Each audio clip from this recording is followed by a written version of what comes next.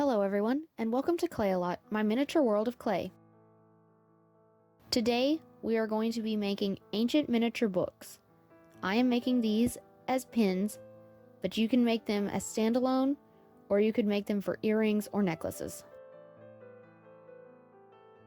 First off, roll out your clay thinly. I am using white, but you could also use a light yellow or a light brown. You don't want your clay to be too thin because these are going to be the main pages of your book. With a knife or a blade, cut out a rectangle shape. This is going to be the open book. Make it as big or as small as you want. I am using my pen to help me decide how big to make these books. With a ruler, I make sure that the book is even. My books are about 2 inches long. This also tells me where the middle of the book is, so where the pin should go. Where the pin is going to be my book's spine.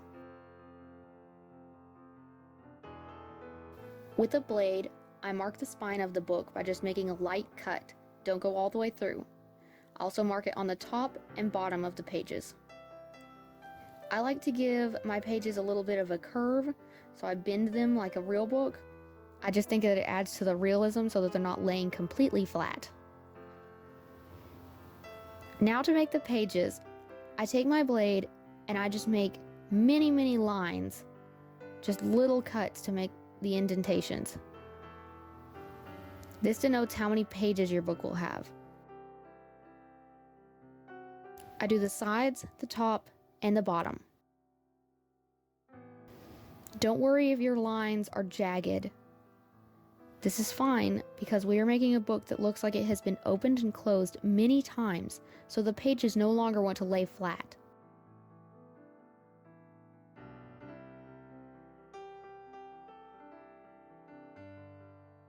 Once we're done with that, I let it dry, and now we're going to make the cover.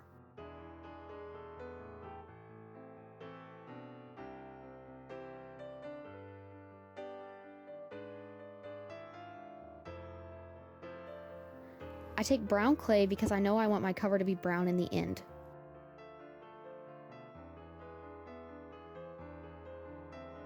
Roll your clay out thinly, thinner than you did for the pages. This is going to be the cover, so this will determine how thick or thin the book's cover is. Laying the main pages on the cover, cut it out just a little bit more than the pages of the book. So now you will have a rectangle that is just a little bit bigger than the main frame of your book. Smooth it out.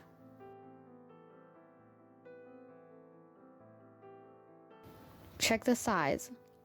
Mine was a little bit too big, so I shave off a little bit more. Now during this part, I am making my cover be able to live with the pen. So I have to cut off excess bits and add on to make it a smooth cover. If you are not making a brooch pin, you don't have to worry about this. If you are making an eye pin charm, such as for necklaces or earrings, you don't have to worry about this either. You will simply lay your eye pin on the main pages and then lay the cover over top of the eye pin. It should be flat enough that it won't bother the book's cover. So using a variety of tools, including a silicone shaper, stylus tool, and a knife, I cut out the excess clay, blend in more clay to cover the holes, and finish the book's cover.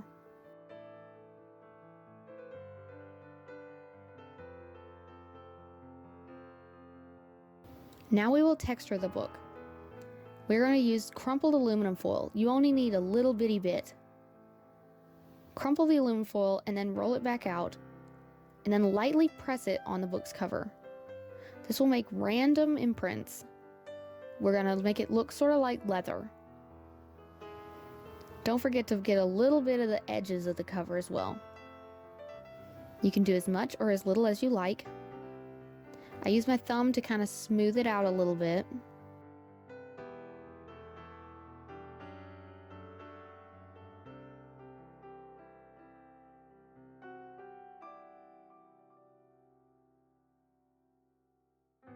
Now with a stylus tool, I make indents for the book's spine. I make a line all the way down the book. I also make sure to make this line cross over onto the edges of the cover at the top and bottom of the book. Now I'll use the stylus tool to make stitching or whatever other marks I want on the book's cover. You could even draw an entire picture or put some words on it. Once that has dried, it's time to color the cover. I'm using Barrel Burnt Umber. Mixing it with a little bit of water, I put a little bit on the book's cover, then I take a slightly damp paper towel and dab off the excess.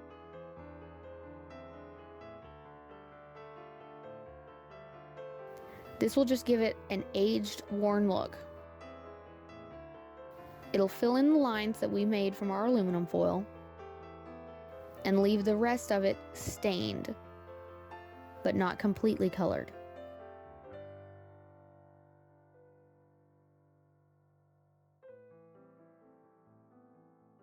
Do as much color or as little color as you like.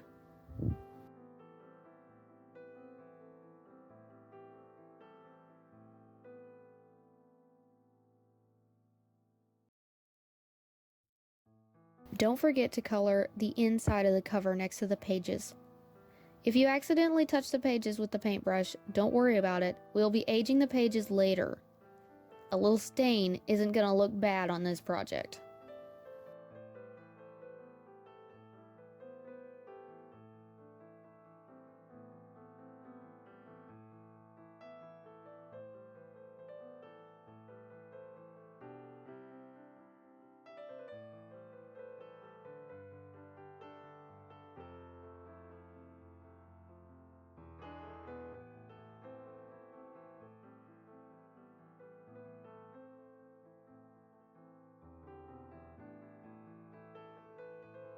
Once that has dried, it's time to add more pages to the book. This is going to be a top layer of really thin pages that we can weather and tear and just make look old and 3D. Roll out your clay really thin. Using a blade, cut the clay into the rectangle. Use your existing book to help you decide the size of the rectangle. Lay it next to your clay, and then you can see just how much clay you need to cut.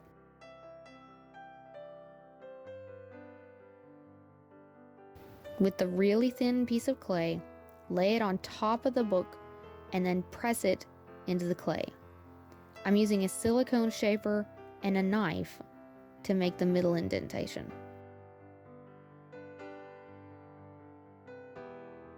Make sure it sticks, and then just begin tearing out random little pieces and bits and wrinkling it. I'm going to do a second set of these pages for this book. You don't have to, but that's what I did for this one.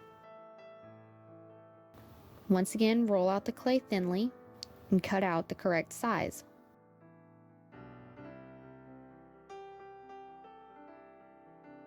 Don't worry if your cuts are not smooth. We want these pages to look old.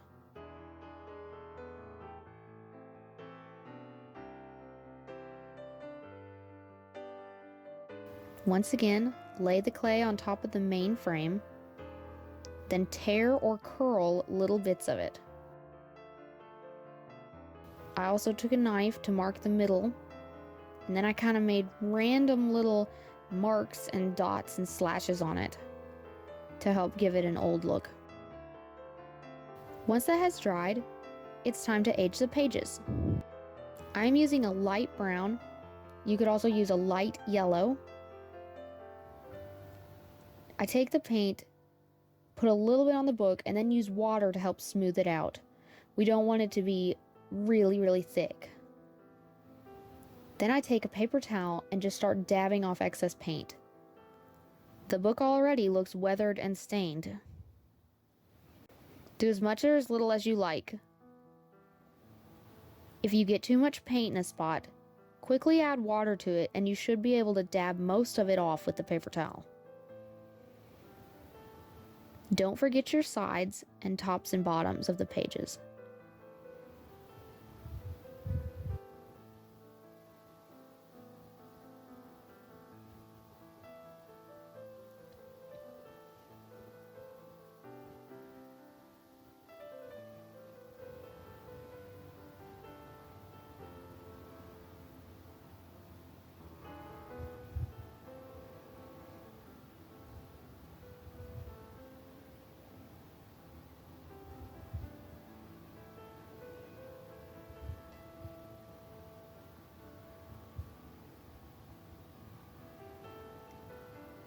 This is a second example of how to do your coloring. Here I am using a really light brown to first stage the pages.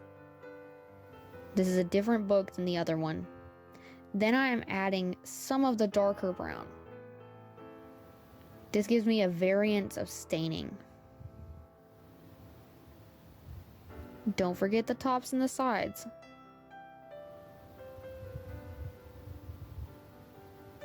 You'll also want to make sure to get your paintbrush underneath the curled corners that you've made.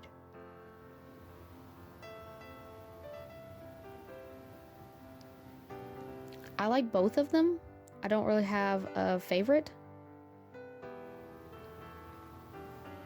Now it's time to make our tiny, tiny text in the books. I try a couple different techniques here. First, I use a really, really thin liner brush.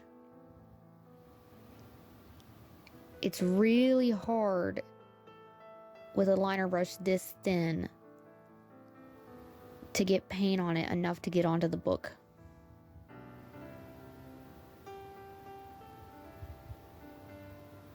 I like to start my books with a big capital letter, like how ancient manuscripts always start the chapters with a big letter, and then the rest of the text is small. Next, I tried my rubber stylus tool. This is actually a gum stimulant tool.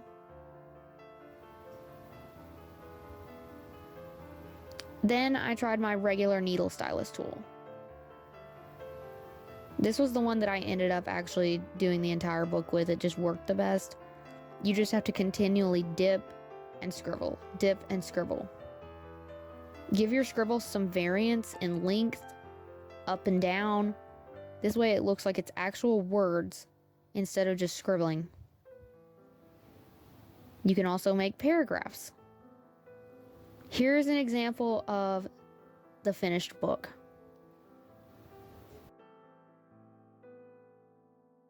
There's the back cover.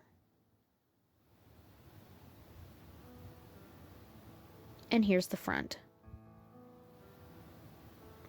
I hope you enjoyed this video and go clay today.